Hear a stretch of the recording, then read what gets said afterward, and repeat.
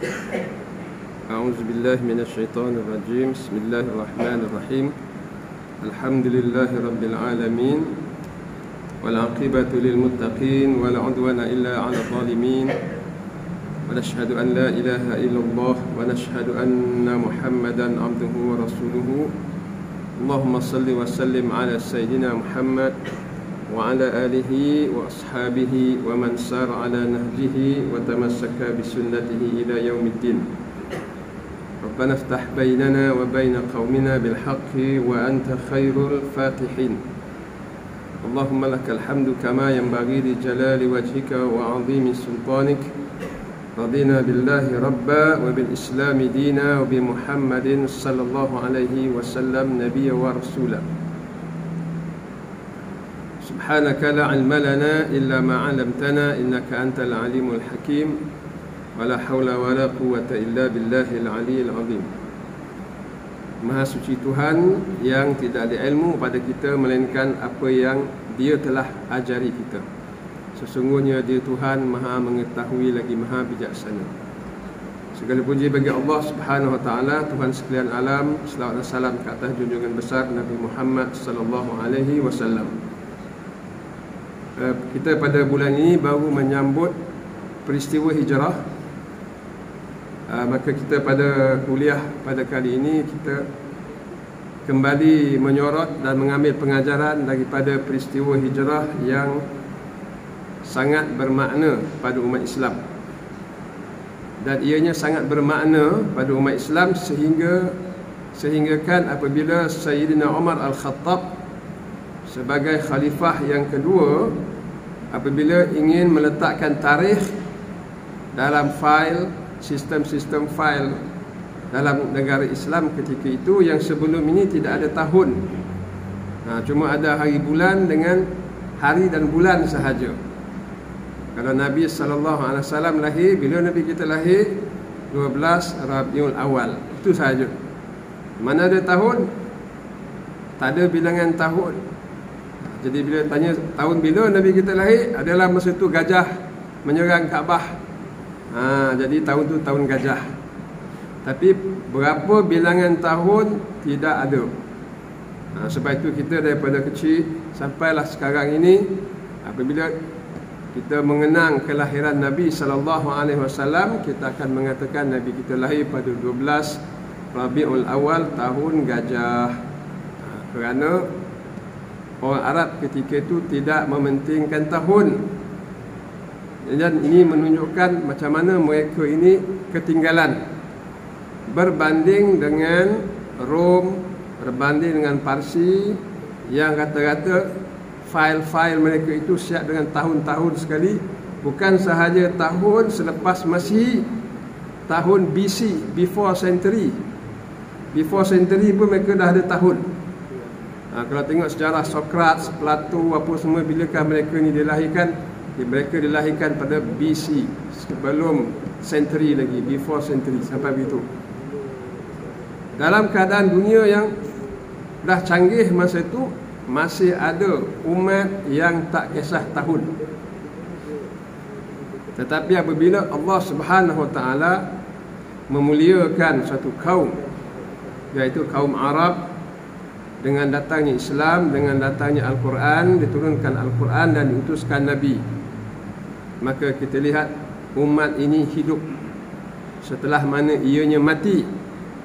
Awaman kana maitan fa ahyainahu wa ja'alna lahu nuran yamshi bihi fin nas kama mathaluhu fi dhulumat laisa bi kharijin minha.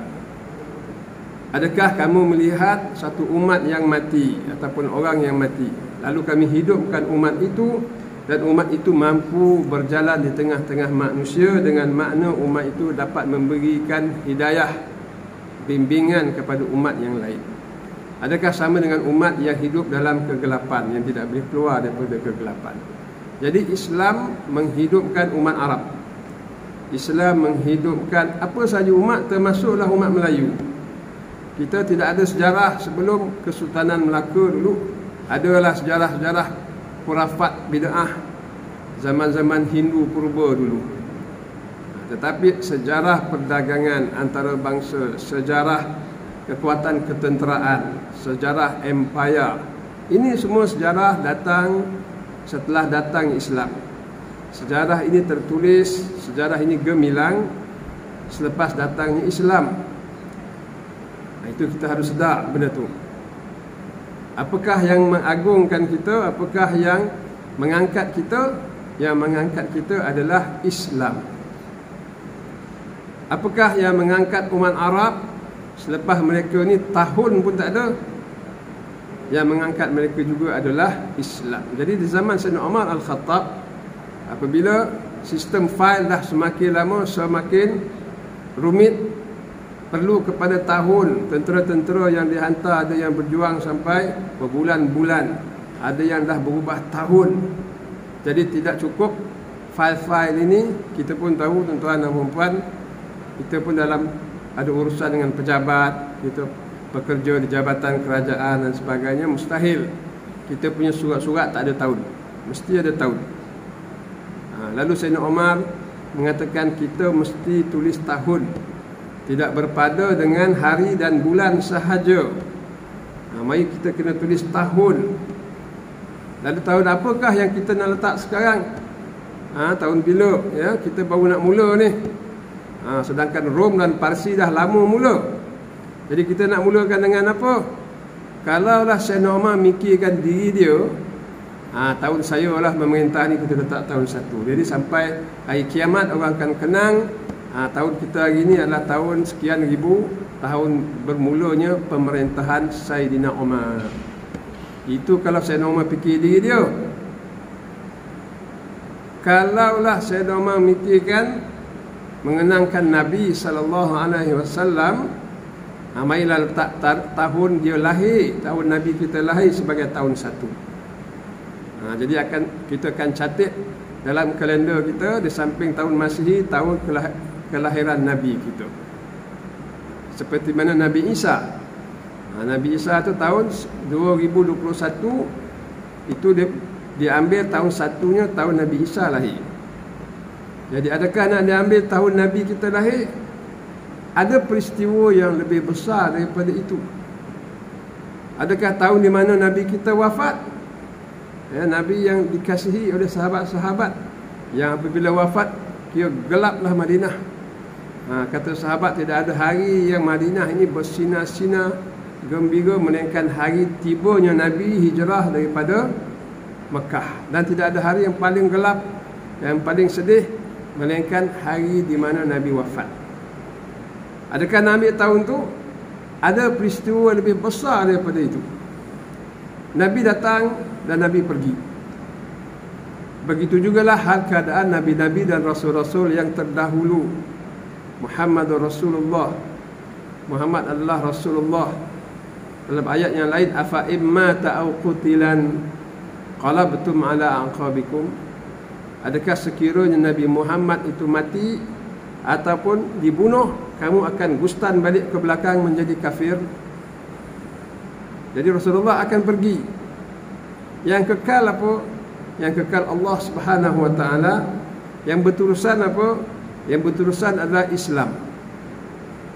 Yang berurusan adalah Al-Quran, kalam Allah Subhanahu wa taala. Dan Nabi sallallahu alaihi wasallam diutuskan khusus untuk menerangkan kepada kita bagaimana nak melaksanakan Quran. Apabila Nabi dah tunjukkan macam mana kita nak melaksanakan Al-Quran, kalam Allah, selesai tugas baginda, baginda pun pergi. Dan yang kekal bersama kita adalah Quran. Dan yang kekal bersama kita adalah sejarah Nabi dan hadis-hadis Nabi yang menjelaskan Al-Quran sebagai panduan untuk kita. Jadi peristiwa yang besar, yang lebih besar daripada itu adalah peristiwa yang berkait dengan Islam, yang berkait dengan Al-Quran dilaksanakan sepenuhnya. Bilakah masanya Al-Quran ini dilaksanakan sepenuhnya? Al-Quran dilaksanakan sepenuhnya apabila Islam telah berjaya menegakkan sebuah negara. Ini hakikatnya sangat penting, perlu kita fahami. Sekiranya Islam belum dapat menegakkan sebuah negara, maka Al-Quran belum dapat dilaksanakan sepenuhnya. Maka ketika Islam berada di Mekah, ketika Rasulullah SAW di Mekah bersama dengan sahabat-sahabat, mereka boleh bersolat. Mereka boleh bersolat, tak ada masalah. Dan Nabi pun bersolat di Kaabah. Ada kisah-kisah di mana apabila Nabi bersolat, datang orang musyrikin mengganggu solat Nabi. Ini menunjukkan baginda bersolat di Mekah. Kalau susah-susah sangat bersolat di Kaabah ataupun di Masjidil Haram, baginda boleh bersolat di rumah. Sahabat-sahabat bersolat di rumah. Mereka masih boleh bersolat di Mekah. Ayat puasa turun di Madinah.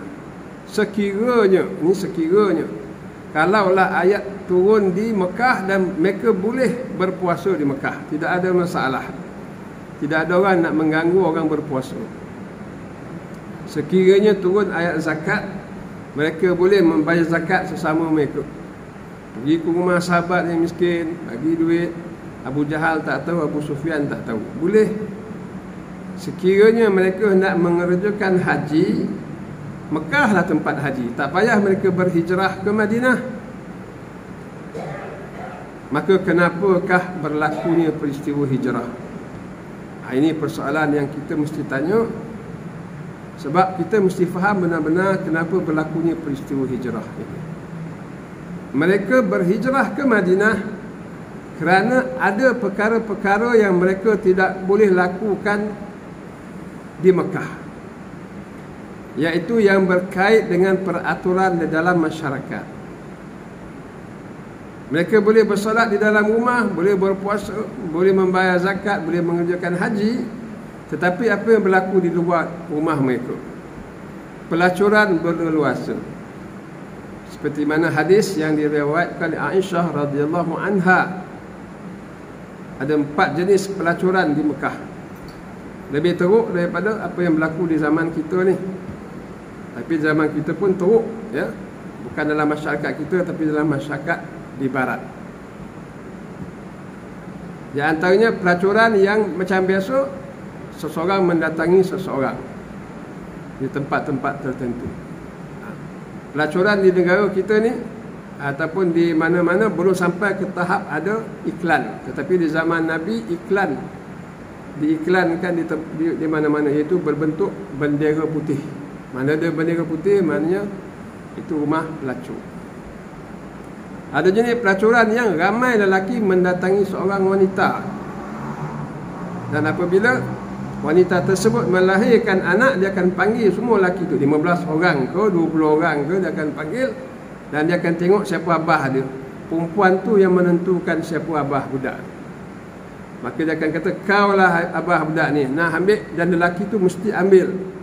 Dalam undang-undang di Mekah, dia mesti ambil budak tu. Kalau dia tak ambil, dia akan dihukum. Bermakna sistem yang diiktiraf oleh negara. Ini dia jahiliah ketika itu. Bermakna sekiranya sahabat nak solat, boleh solat di rumah. Sekiranya sahabat nak berpuasa di luar pun tak apa. Puasanya orang tak nampak, tak makan, siapa kisah, ya. Tetapi mereka tidak boleh melaksanakan undang-undang Allah Subhanahu wa taala yang lain. Termasuklah membenteras pelacuran. Itu tak boleh. Itu sistem tu dah ada di sana. Mereka tidak boleh membenteras riba. Nah, riba sangat berleluasa di Mekah ketika itu. Dan orang-orang musyrikin tahu ini adalah dosa. Sebab ajaran yang dibawa oleh Nabi Ibrahim alaihissalam masih ada, tetapi mereka tidak mengendahkannya. Buktinya mereka tahu itu salah adalah apabila Kaabah runtuh dan mereka nak membina semula Kaabah. Apa yang kita lihat pada hari ini, saiz Kaabah yang ada hari ini adalah separuh daripada saiz yang asal. Kenapa separuh saiz yang asal? Kerana duit nak membina Kaabah tak cukup. Macam mana tak cukup? Orang Mekah kan kaya, mereka kan pusat perniagaan. Sebenarnya mereka sangat kaya. Tetapi apabila hendak menegakkan, nak membina kembali Kaabah, Mereka membuat pengumuman kumpul duit, hanya duit yang halal sahaja. Duit haram jangan gunakan untuk membina Kaabah ni. Kaabah ni suci. Dia rumah Allah Subhanahu Wa Taala, bermakna rumah ibadah. Maka kita nak membinanya mesti menggunakan duit halal sahaja. Duit halal tak banyak di Mekah. Duit halal tak banyak. Yang banyak duit haram, duit riba yang banyak. Jadi mereka tahu riba tu haram. Sekiranya Nabi SAW tidak berhijrah ke Madinah, baginda boleh solat, ada masalah. Baginda boleh bayar zakat, sahabat-sahabat boleh bayar zakat, sahabat-sahabat boleh berpuasa, sahabat-sahabat boleh mengerjakan haji. Bahkan haji di Mekah itu lebih senang, 20 km saja Arafah. Kalau pergi ke Madinah, berapa jauh-jauh, sampai 450 km jauh. Rasulullah SAW dan sahabat berhijrah kerana Islam mesti dilaksanakan sepenuhnya. Islam mesti dilaksanakan dalam semua kehidupan masyarakat. Itu sebab dia. Kalau Islam nak mengharamkan riba, tidak boleh nak diharamkan riba di Mekah, kerana undang-undang yang telah termaktub di Mekah. Jadi apabila berlaku peristiwa hijrah, ini menandakan bahawa Al-Quran dapat dilaksanakan sepenuhnya. Apabila berlaku hijrah, bermakna Islam telah tertegak, bermakna Islam telah menuju ke arah kesempurnaan.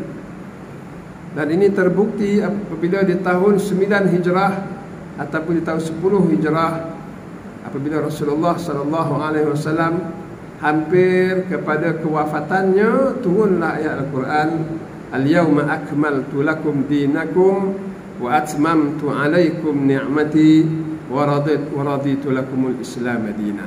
Yang bermaksud, hari ini aku telah sempurnakan untuk kamu agama kamu, dan aku telah cukupkan untuk kamu nikmatku, dan aku telah redha Islam menjadi agama kamu. Ini hanya boleh dilakukan di Madinah, tak boleh dilakukan di Mekah. Jadi peristiwa hijrah ni peristiwa besar, peristiwa di mana Islam tertegak sepenuhnya. Maka Sayyidina Umar Al-Khattab tidak teragak-agak. Dan ketika itu ramai sahabat masih hidup, dan mereka berbincang dengan Sayyidina Umar, kita nak letak tahun 1 ni tahun bila? Tahun Umar jadi khalifah ke? Tahun Nabi dilahirkan ke? Tahun Nabi wafat ke? Tetapi mereka bersepakat memilih tahun 1 adalah tahun berlakunya peristiwa hijrah. Di sini besarnya peristiwa hijrah ni, tuan-tuan dan puan-puan yang dikasihi sekalian. Dan kita pada hari ini, kebetulan pada 31 Ogos hari ini kita menyambut kemerdekaan. Jadi saya nak ambil kesempatan kita pada malam ini yang bersejarah ini, pada hari yang bersejarah ini, untuk kita menghubungkan peristiwa kemerdekaan dengan peristiwa hijrah, supaya kemerdekaan ini kita tidak melihat dia asing daripada apa yang diperjuangkan oleh Rasulullah SAW. Supaya kita melihat kemerdekaan ini adalah di antara apa yang diperjuangkan oleh Rasulullah SAW sendiri. Supaya kita melihat bahawa kemerdekaan ini adalah sebahagian daripada Islam. Marilah kita, tuan-tuan dan puan-puan, pada malam ini melihat apakah di antara persamaan yang boleh kita kaitkan di antara peristiwa hijrah yang besar ini dengan kemerdekaan. Mudah-mudahan Allah Subhanahu Wa Taala memberikan kepada kita kefahaman yang sebaiknya. Pertama, persamaan di antara hijrah dengan kemerdekaan adalah sebelum berlakunya hijrah dan sebelum berlakunya kemerdekaan. Apa yang sama? Di antara yang sama adalah kedua-dua tempat ini diperintah oleh orang kafir. Malaya pun diperintah oleh orang kafir, iaitu British, dan Mekah diperintah oleh Abu Jahal, Abu Sufyan dan sebagainya, orang yang kufur kepada Allah Subhanahu wa taala. Jadi dia sama. Ini kita jangan lupakan. Adakah Allah Subhanahu wa taala bagi benda ni? Jawapannya, Allah Subhanahu wa taala tidak membenarkan perkara ini berlaku. Bila Allah taala tidak membenarkan perkara ini berlaku, menjadi kewajipan kepada umat Islam untuk menukar status ini. Sebab itu berlakunya kemerdekaan.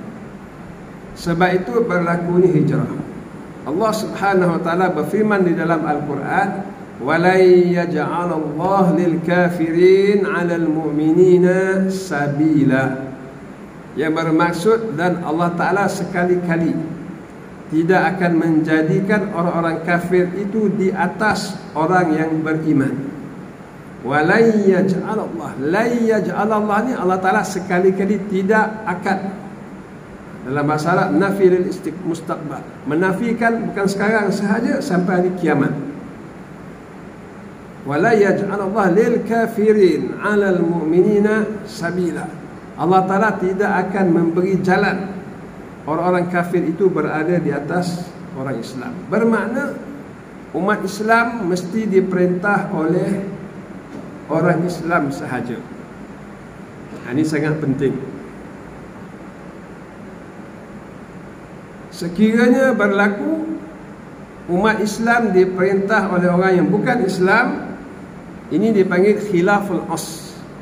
Ini khilaf kepada, berbeza daripada yang sepatutnya. Kalau berlaku benda yang tidak sepatutnya, maka mesti diambil tindakan. Apakah tindakannya? Umat Islam mesti bangkit.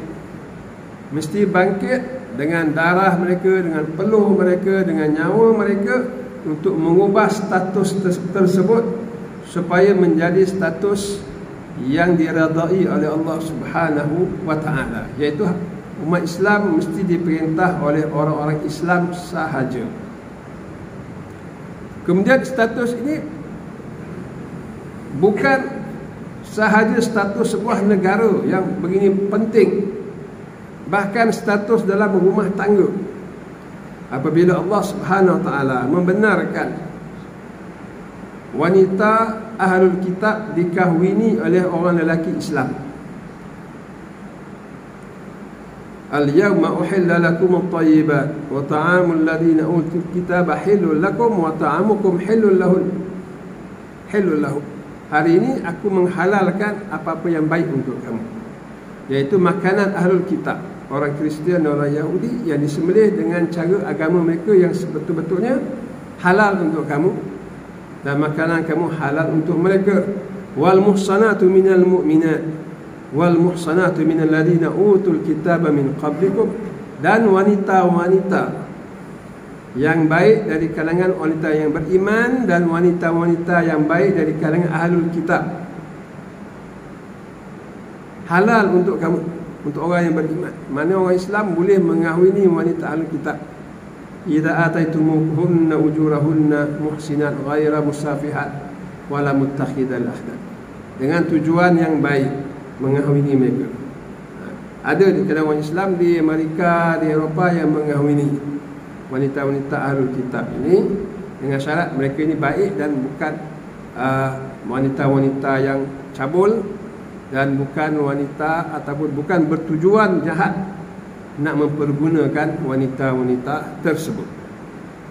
Tetapi Islam tidak membenarkan wanita Islam mengahwini lelaki ahlul kitab. Sebab apa?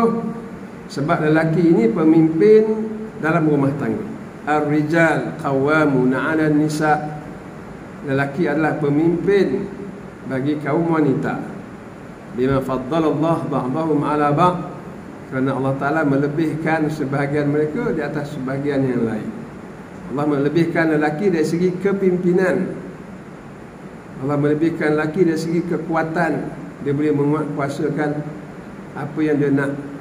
Jadi ketaatan kena ke atas wanita, memberikan ketaatan kepada lelaki, tetapi lelaki mesti sebagai balasannya bertanggungjawab memberikan nafkah kepada mereka. Jadi dalam hal rumah tangga pun Islam tidak membenarkan orang kafir, suami kafir di atas wanita Islam. Apatah lagi dalam sebuah negara yang begitu sensitif, kekayaan negara, undang-undang, tentera, bersenjata dan sebagainya. Sekali-kali Islam tidak akan membenarkan orang-orang kafir memerintah orang Islam dalam apa sahaja peringkat. Di peringkat pusat baik, di peringkat negeri baik, umat Islam mesti mempertahankan kedaulatan dia. Kerana itu berlakunya kemerdekaan, kerana itu berlakunya penentangan. British berjaya memujuk sebahagian daripada pembesar-pembesar Islam dengan memberi gaji, diberi allowance bulanan. Kita tengok dalam sejarah. Tetapi siapakah yang bangkit? Yang menentang British adalah ulama-ulama dan mereka-mereka yang faham ayat-ayat Allah Subhanahu wa taala. Begitu juga zaman Nabi sallallahu alaihi wasallam. Kenapa Nabi berhijrah? Sedangkan Quraisy telah menawarkan kepada Nabi menjadi ketua. Tapi apa nama ketua kalau tidak boleh buat apa yang Islam nak? Apakah namanya ketua kalau tidak dapat melaksanakan Islam yang sempurna? Mereka datang jumpa Rasulullah sallallahu alaihi wasallam. Macam inilah Muhammad. Mereka ni dah buat macam-macam. Seksa dah sudah, boikot dah sudah, hina dah sudah, fitnah dah sudah. Habis semua senjata dah selesai, dah habis digunakan dalam menentang Rasulullah sallallahu alaihi wasallam. Masih tidak berjaya, lalu mereka bertemu Nabi sallallahu alaihi wasallam membuat tawar-menawar. Ya Muhammad, in kunta innama ji'ta bihi turidu biha malikan malaknak. Wahai Muhammad, sekiranya kau ni datang, kau ni buat kerja dakwah ni untuk kau menjadi ketua, untuk kau menjadi raja, tak ada hal, kami akan beri kau jadi raja, tak ada masalah. In kunta turid bima ji'ta bihi, kalau kamu, apa yang kamu buat selama ni adalah untuk mendapat kedudukan, tak ada hal. Sebarang keputusan kami rujuk kepada kamu dulu. Nak jadi raja boleh, raja ni duduk tontok kami buat kerja, ataupun tak, kamu memang pemimpin kami, kami tidak akan buat sesuatu melainkan dengan persetujuan kau. Tak ada masalah, boleh. Kalau apa yang kamu buat ni kamu sakit, kami akan cari ubat yang paling mujarab untuk mengubati sakit kau. Wa in kunta turid bima ji'ta bihi malan, sekiranya engkau, apa yang dakwah yang kau buat ini, engkau nak jadi kaya, sebenarnya kau nak cari duit, nak cari pengikut yang boleh bayar yuran dekat kau, tak ada hal. Berhenti benda ni, kami akan kumpulkan harta sebanyak-banyaknya supaya engkau menjadi orang yang paling kaya di kalangan kami. Boleh? Mari kita bincang. Semua boleh bincang, jangan risau. Lalu Rasulullah SAW menolak. Sebab bagi dia tahu, menjadi ketua ke, menjadi pemerintah ke, menjadi raja ke, menjadi orang paling kaya ke, tetapi baginya tidak dapat melaksanakan Al-Quran sepenuhnya, terikat dengan mereka, maka baginya tidak menjalankan tugas yang diwajibkan oleh Allah Subhanahu wa taala ke atas baginda. Balligh ma unzila ilaika min rabbik fa illam taf'al fama ballaghta risalatah. Wahai Muhammad, kamu kena sampaikan semua yang Allah Ta'ala turunkan kepada kamu. Sampaikan risalah kamu semuanya. Kalau kamu tak laksanakan, kamu tidak menjalankan tugas menyampaikan risalah. Maka Nabi SAW menolak. Jadi British begitu juga menawarkan kepada umat Islam. Bukan kisah lama ni, sampai hari ini pun kisah orang Barat memberikan peruntukan kepada negara-negara Islam ni berkekalan sampai ke hari ini. Kalau Amerika tu USAID, itu untuk tentera. Kalau National Endowment for Democracy, NED, itu peruntukan-peruntukan yang diberi kepada badan-badan di mana-mana negara di serata dunia, dengan syarat mereka mempromosikan pengaruh dan ideologi Amerika. Siapa nak 100,000 US, 200,000 duit Amerika, semua tolong promotkan ideologi Amerika, ideologi liberal dan sebagainya. Kita akan dapat, ya, pertubuhan-pertubuhan tersebut akan mendapat peruntukan. Kisah ni sama saja dulu sampai sekarang. Innal ladzina kafaru yunfiquna amwalahum liyasudduna an sabilillah fasayunfiquna. Dan orang-orang kafir, mereka mengeluarkan harta peruntukan untuk menghalang manusia daripada jalan Allah. Fasayunfiquna, dan mereka akan terus mengeluarkan duit. Maknanya sampai kiamat tu mereka akan terus mengeluarkan duit. Thumma takunu alaihim hasrah, tetapi akhirnya mereka akan kalah. Thumma yughlabun, dan mereka akan dikalahkan. Waladzina kafaru ila jahannam yuhsyarun, dan orang kafir ini akan disumbatkan semuanya ke dalam api neraka. Jadi persamaan di antara hijrah dan dengan kemerdekaan adalah kedua-dua negara, iaitu di zaman Nabi dan di zaman kita ini, negara kita dijajah oleh orang-orang yang tidak beriman, oleh orang-orang kafir. Maka menjadi tanggungjawab umat Islam mengubah status, sebab wajib ke atas umat Islam diperintah oleh hanya orang-orang Islam sahaja. Sebab itu bangkit pejuang-pejuang kemerdekaan. Sebab itu Nabi SAW berhijrah. Jadi apa beza di antara hijrah dengan persamaan tadi? Apakah perbezaan?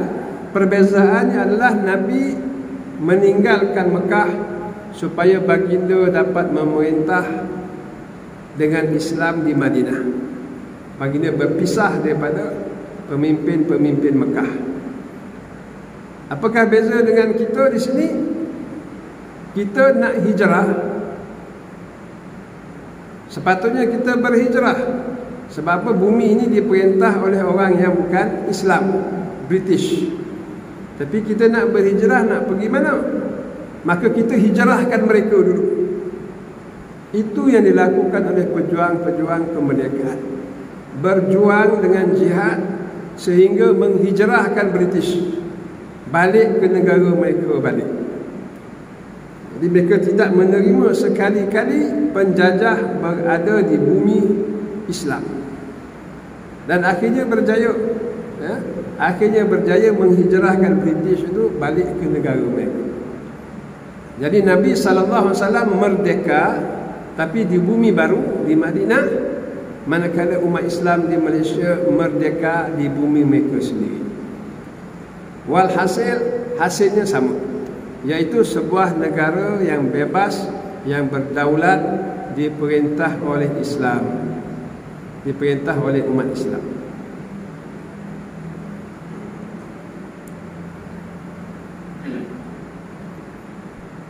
Kemudian di antara persamaan lagi, di antara hijrah dengan kemerdekaan adalah kita lihat peristiwa hijrah yang berlaku di zaman Nabi SAW. Akhirnya selepas 8 tahun umat Islam berjaya mengalahkan Mekah, yang akhirnya Mekah pula merdeka. Mekah itu merdeka selepas 8 tahun Nabi berhijrah. Dan bagaimanakah kemerdekaan di Mekah boleh berlaku? Iaitu Nabi SAW dan para sahabat pergi berjuang dan berjihad. Nabi mengumpulkan tentera baginda seramai 10,000 orang bergerak menuju ke Mekah tanpa pengetahuan musyrikin Mekah. Dan Nabi SAW berdoa kepada Allah supaya Allah Ta'ala menutup berita kedatangan tentera Islam ke Mekah. Sebab sekiranya orang Mekah tahu kedatangan umat Islam, mereka akan keluar untuk menentang tentera Islam yang datang daripada jauh 450 km. Maka akan berlaku pertempuran yang dahsyat di tengah-tengah padang pasir, dan akan mati ramai daripada kedua-dua belah pihak. Ini Nabi SAW nak elakkan daripada berlaku. Maka Nabi berdoa kepada Allah, Ya Allah, Allahumma khuzul uyun min Quraisy. Ya Allah, tariklah mata-mata gelap, jangan sampaikan berita kedatangan kami ini kepada Quraisy.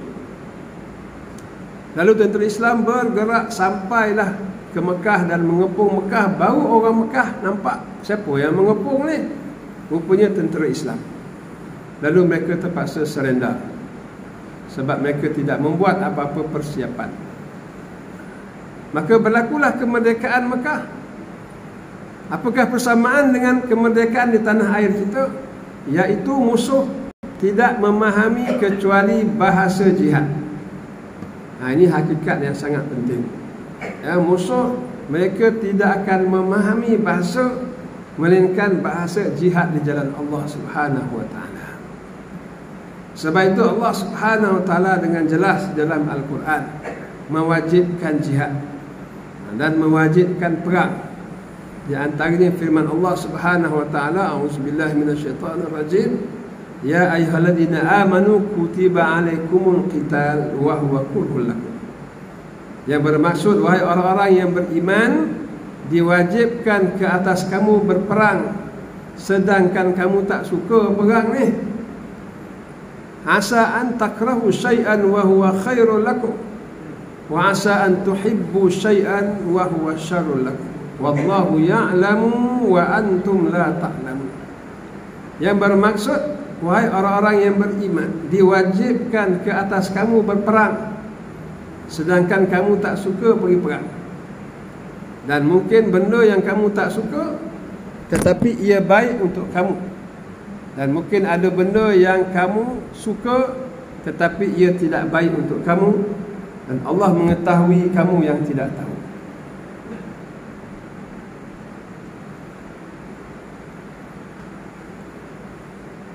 Ayat kewajipan perang ini sama bentuknya dengan ayat kewajipan puasa.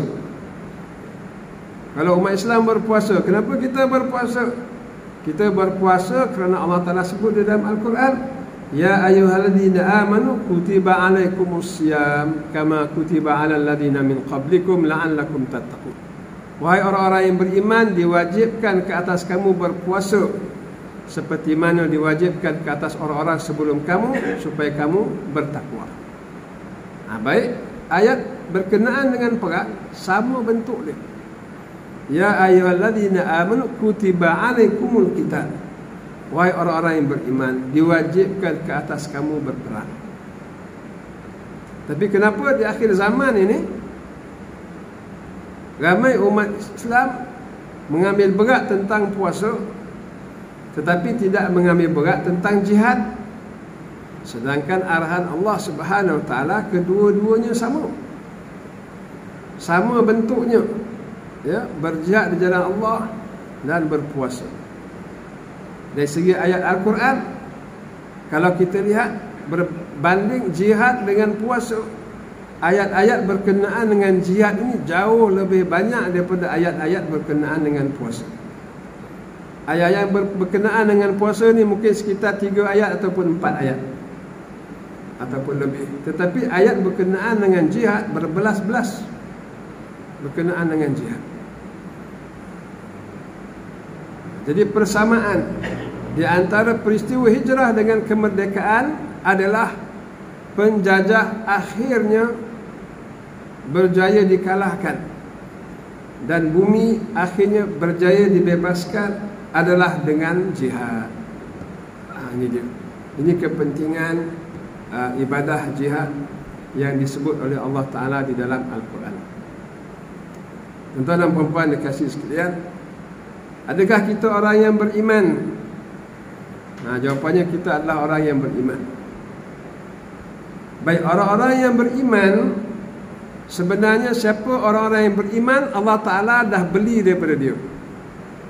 Iaitu firman Allah Subhanahu wa Ta'ala, innallaha ashtara minal mu'minina anfusahum wa amwalahum bi anna lahumul jannah. Sesungguhnya Allah Ta'ala telah membeli daripada orang-orang yang beriman. Siapa yang beriman dengan ayat ni? Ya.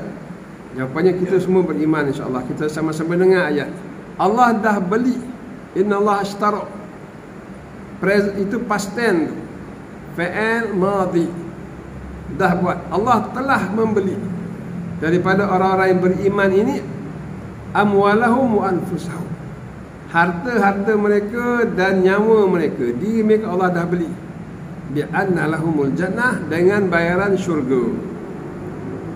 Jadi orang yang beriman ni sebenarnya Allah dah beli kita punya diri dah. Bukan milik kita dah diri kita ni. Allah dah beli, tapi Allah bagi apa? Syurga. Habis itu kalau Allah dah beli diri kita, Allah dah beli harta kita, Allah dah bagi syurga, Allah guna apa badan kita ni? Harta-harta kita ni Allah guna untuk apa? Yuqatiluna fi sabilillah. Mereka berperang di jalan Allah. Maknanya Allah beli, Allah dah beli dah diri kita dan harta kita dengan diberinya syurga. Dan Allah Ta'ala guna diri kita dan harta kita ini berperang di jalan Allah. Yuqatiluna fi sabilillah fayaqtuluna wa yuqtalun. Dan mereka membunuh dan terbunuh. Wa'dan alaihi haqqan fit Taurat wal Injil wal Quran.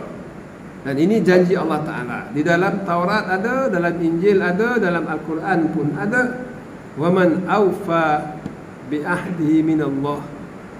Siapakah yang lebih menunaikan janjinya selain daripada Allah? Fastabshirun bi bai'ikumul ladzi bay'atum bih.